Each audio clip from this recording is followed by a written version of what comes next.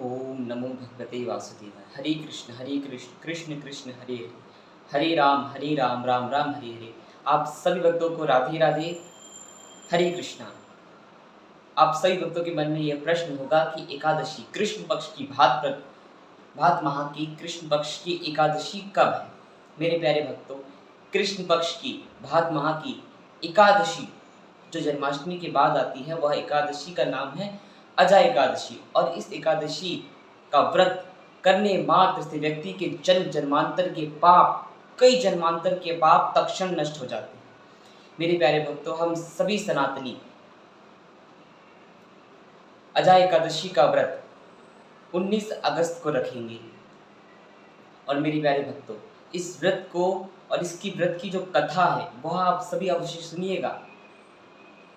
व्रत का नियम क्या होगा? व्रत का नियम यह होगा कि आपको ब्रह्म मुहूर्त में उठना होगा। ब्रह्म मुहूर्त में उठकर नित्य क्रिया से निवृत्त होकर प्रभु की आरती वंदना कर कर उनको भोग लगाकर चरणामृत से संकल्प लेकर आप अपने व्रत को प्रारंभ करें। ब्रह्मचर्य में रहे, भगवान का ज्यादा से ज्यादा चिंतन करें और क्रोध ना करें।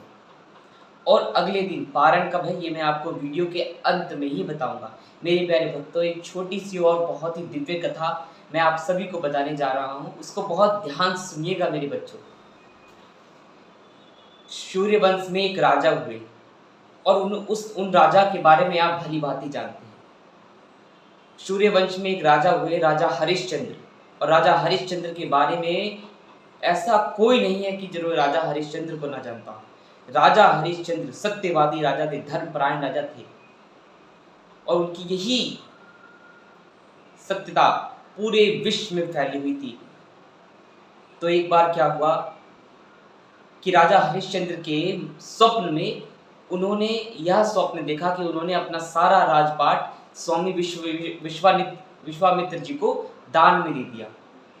अब वो उठे, उसके बाद वह जब सभा में आए तो सभा में उन्होंने देखा कि विश्वामित्र जी आ रहे थे। अब विश्वामित्र जी तो ज्ञाता थे, ब्रह्म के समान थे। तो विश्वामित्र जी ने कहा कि लाओ, तुमने स्वप्न में मुझे दान दिया है, अब मुझे दो। अब राजा थे धर्मपरायण सत्यवादी। अब ये देखिए, आज के लोग तो दान करने में कतराते हैं, लेकिन राजा हरिश्चंद्र जैसा पुरुष, महापुरुष कभी कभी अवतरित होते हैं। अब राजा हरिश्चंद्र जी ने स्वप्न में दान दिया था, वो ये भी कह सकते थे कि मैं आपको दान नहीं दूंगा। क्यों? मैंने स्वप्न में दान दिया और स्वप्न में दान कोई महत्व नहीं रखता। लेकिन राजा धर्मपरायण थे और साक्षात ऋषि ने आके उनसे मांगा और स्वप्न में भी उन्होंने यही दिया। तो उन्होंने प्रभु की इच्छा समझकर अपना सब कुछ दान में दे दिया। परंतु अभी भी दान राशि बची थी जो दक्षिणा देना था। अब दक्षिणा क्या था? 60 किलो स्वर्ण। तो राजा ने कहा कि जाओ मेरी राजकोष से ले आओ। तो स्वामी विश्वामित्र जी ने कहा कि राजन, तुम कुछ भूल रहे हो, तुम मुझे अपना सारा राजपाट दे चुके हो। तो इसका मतलब ये हुआ कि ये राजकोष भी मेरा हुआ और तुम मेरा ही धन मुझे दक्षिणा में दोगे। तुम्हें अपना धन देना चाहिए, अपना कुछ। तो ये सब राजा ने अपना सब कुछ छोड़ दिया, वहां से निष्कासित कर दिए गए। राजा हरिश्चंद्र उनकी पत्नी और उनके बच्चों के साथ वह काशी चले गए और वहां पर राजा ने धर्म के लिए अपनी पत्नी को बेच दिया। उनकी पत्नी भी धर्मपरायण थी, उनकी पत्नी भी किसी के हाथ बिक गई, वहां पर काम वाम करने लगी। उनका बेटा भी बिक गया और राजा हरिश्चंद्र खुद भी बिक गए डोम के हाथों। डोम कौन? जो काशी में राजा हरिश्चंद्र घाट है, वो जो आज बना हुआ, वहीं पर राजा हरिश्चंद्र घाट सदियों सालों तक वहीं पर रहे। मुर्दा से डोम का काम होता है कि जो भी शव आए उनसे कर लेना, कर वसूली करना। अब यही बहुत समय तक चलता रहा और ये भगवान को राजा हरिश्चंद्र यही सोचते थे कि भगवान, मुझे इस बात से दिक्कत नहीं है कि मैं यहाँ पर कार्य कर रहा हूँ, मुझे इस बात से दुख होता है कि जो शव आते हैं, शव से भी मुझे कर लेना पड़ता है। उनके परिवारजन इतना दुख भोगते हैं, सब कुछ करते हैं, फिर भी मैं उनसे कर मांगता हूँ, तब मैं उनका शव जलाने देता हूँ। प्रभु, मुझे इससे बहुत दुख होता है।